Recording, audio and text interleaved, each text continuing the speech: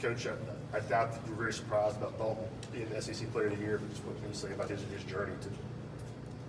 Yeah, it's amazing. I mean, I'm super excited for him, super proud of him. You know, his journey is one that you kind of read about, like fairy tale type deals, you know, and just to see him get to this point, to achieve what he's achieved, and you know, it's amazing. But it goes to his hard work, his work ethics, mindset, his confidence and belief in himself. And you know, I know he had a lot of people along the way helping him, friends, family, relatives, all of that. But it's special. It's really special to do what he's been able to do in this season here at Tennessee. And I hope everybody appreciates it as much as I know we do. But I mean, he was magnificent this year. When was the moment that you realized that you all had something special in your hands? You know what? I think you kind of saw it this summer. You know, the shot making ability. You know, the ability to score at the rim. But I think, you know, after the first time, Coach really jumped on him about his defense. Told him if you don't guard, you're not going to play. And you know, the next practice he probably scored about 40 points in practice. You know what I mean? And it was like he didn't flinch, you know, and he never, his confidence never got shaken. And I remember him telling me, like, that's why I came here. I came here to become a better defender, and that's why I'm here. So yeah, I want Coach to get known. And that's when I knew it was like he's different. You know, he's different. What's it like being on the bench as a coach when Dalton goes on one of those scoring spurts or 13 points in a few minutes and such?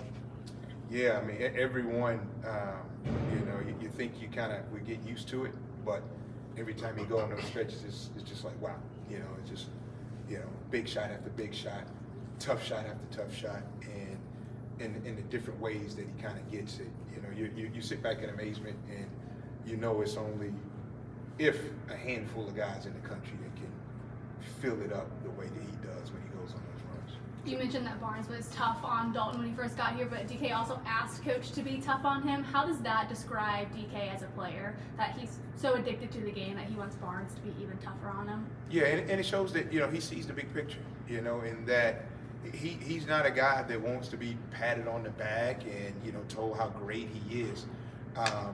He wants the real. He wants it real, and he wants to, you know, he wants to get better. And so he knows that with Coach Barnes, his resume, he knows the guys he's worked with, and that'll help get to where he's trying to get to and do the things he's trying to do. And so, yeah, it speaks volumes. It speaks volumes for Dalton that he welcomes that coaching, that realness, and the tough love. Coach, what's it say about Zakai's heart and desire that he's the defensive player of the year in a league like this, his size?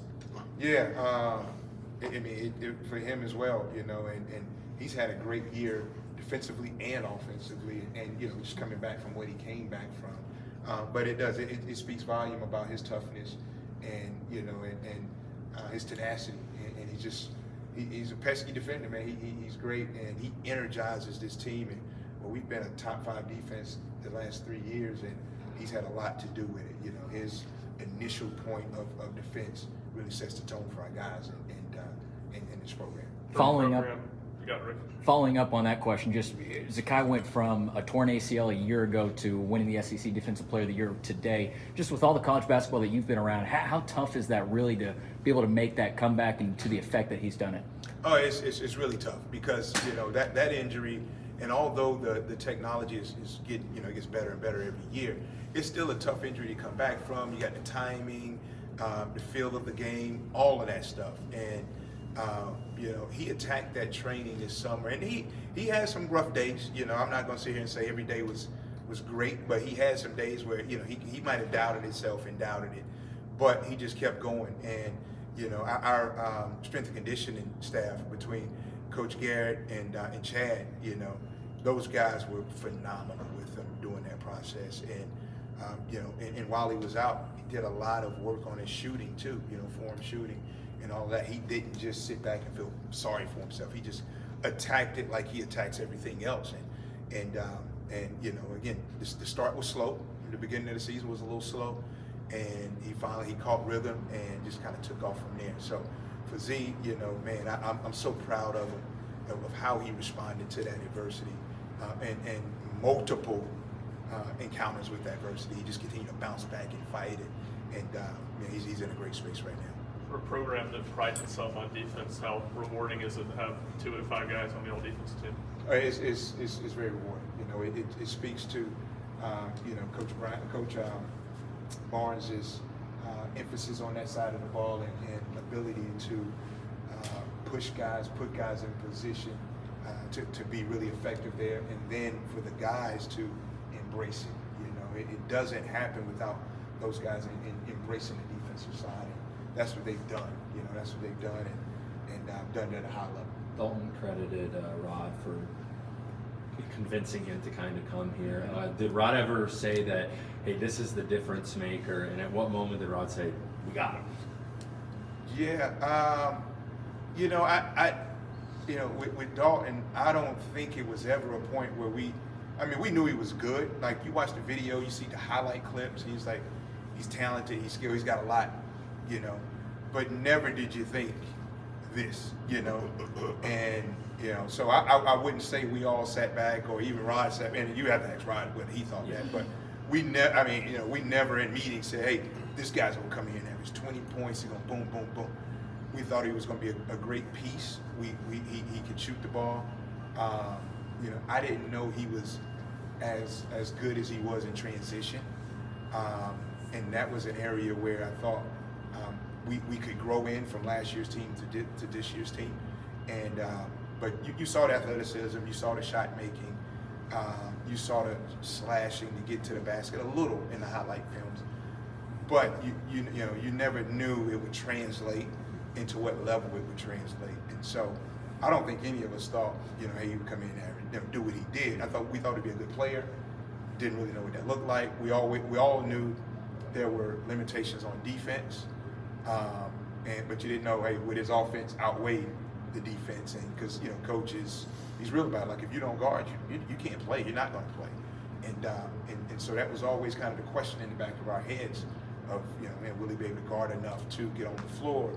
To gain coach's trust. And so, yeah, but as far as knowing, nobody really knows. So what is Jonas's personal growth with the growth of this team from November until now? Just how much more confident is he? Yeah, you know, it's been fun watching his growth over the years. You know, seeing him as a freshman, sophomore, you know, gaining weight, getting healthier, staying healthy, being mature about taking care of his body to where he is now. But he's super reliable, consistent.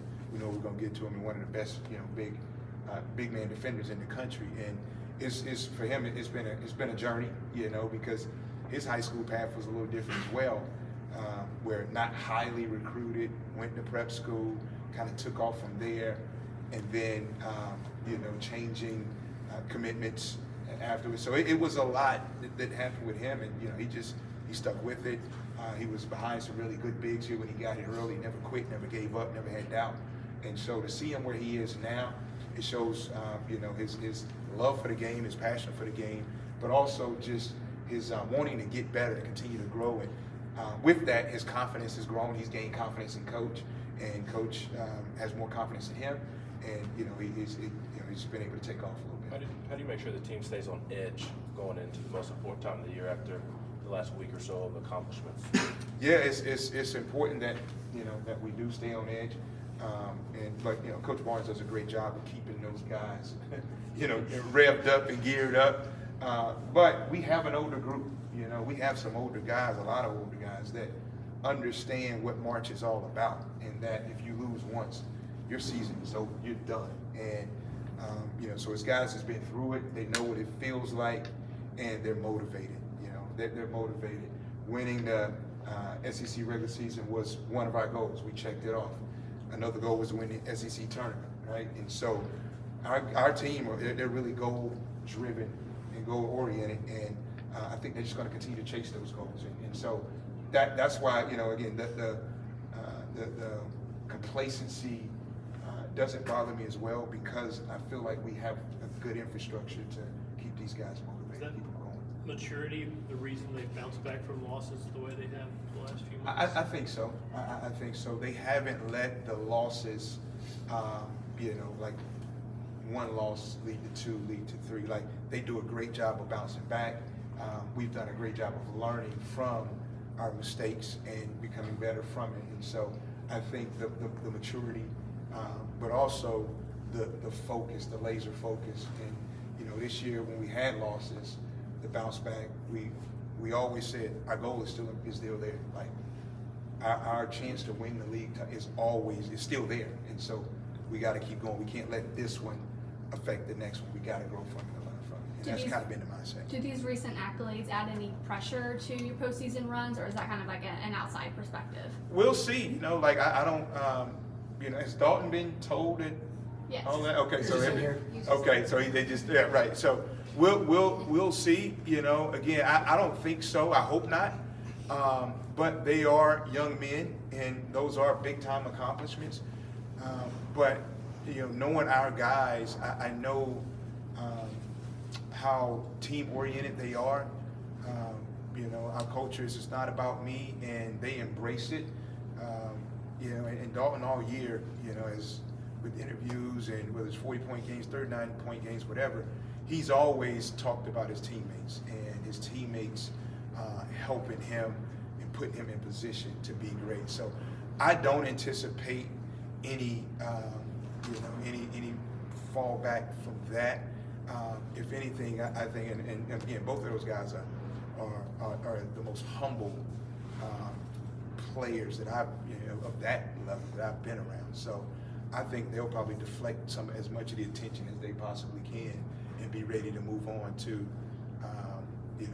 this SEC tournament and the NCAA tournament. Going back to Jonas, what's that like for you? Obviously, he kind of followed you. He wouldn't be here without you. Just to trust it, he and his family put in you, and now the growth that he's had. Yeah, no, it's been it's been a proud moment. For me in that aspect, because we have been on this journey, a long time, and you think about how rough the freshman year was, and at points the sophomore year had some bumps in the road, and for our staff, just telling him, hey, keep believing in us, keep going, trust us on this, and for him to have that trust and to believe in us, I mean, it makes us very proud that he stayed the course and fought through adversity and to get to where he's got to, because it hasn't always been easy. It's been rough, it's been tough, and I'm sure at points he had doubt, about everything, and he stuck with it. And he loves Tennessee,